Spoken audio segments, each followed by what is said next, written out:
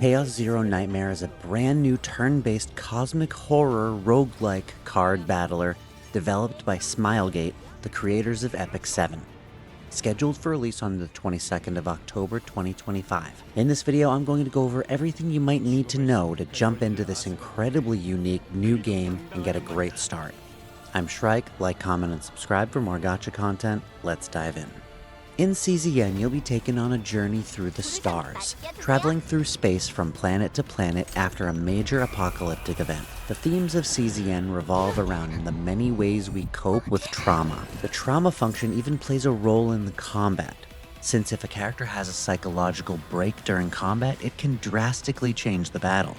They may not function at all until you get rid of the trauma, or it could even offer up some opportunities to try different tactics. And back at the home base, a character whose mental state is destroyed can undergo MC-led therapy sessions to restore their sanity. Each character has a unique way of dealing with the trauma, and the character animations will vary with each one, making it visually striking, which combined with the nightmare-inducing cosmic horrors you'll be fighting, makes this game a visual masterpiece. The combat system, as I mentioned, is a card battler. You have a team of 3, each with their own set of possible cards, all shuffled together. These cards can be changed or improved as you progress, and you can even acquire gear for the characters by making use of the roguelike game mode. You'll draw a hand each turn, each card has a cost, and a limited number of points to spend for that turn that correspond to the cost on the cards. You'll need to read each card and understand each one, as well as their interactions with each other, in order to come out on top. This won't be a very button mashable game. It will require some thought, especially as you get later into the game. Combat partners appear as additional playable characters, but are in fact essentially just equipable augments, much like light cones in Honkai Star Rail, or weapons in many other games. The real crime this game commits is making these combat partners way cooler than the playable characters, and then not allowing us to see any kinds of animations for them. During battle, you can build up your playable character's ultimate as well as the ultimate of your combat partner, and once it's ready you can use it, but it expends the resource to use, so you need to choose wisely which one will help out most in the moment. Pretty early on, you'll unlock the city, which functions much like it does in many idle games.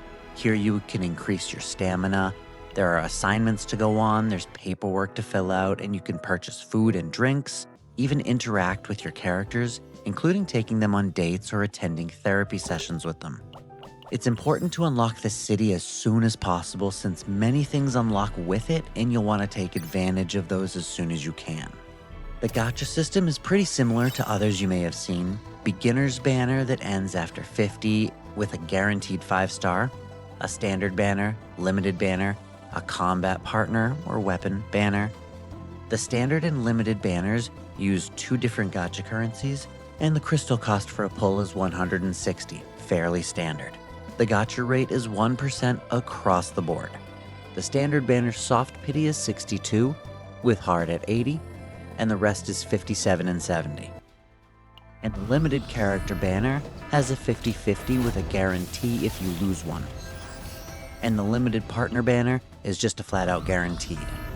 There are many game modes in CZN, but the main ones you'll encounter are the story, which is account level gated, so pushing your level will be important for progression.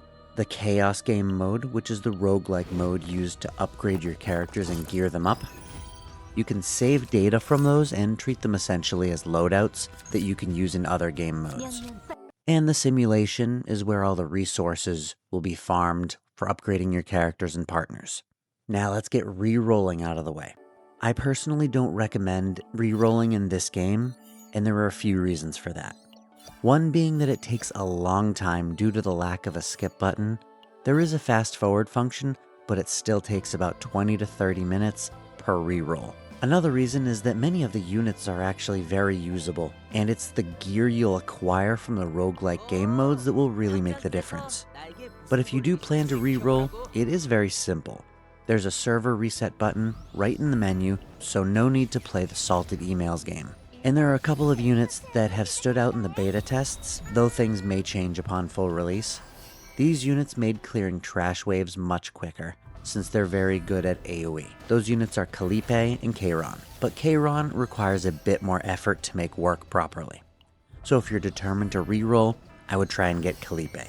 And as for how many pulls we'll get per reroll, that's not known, but it will be more than 20.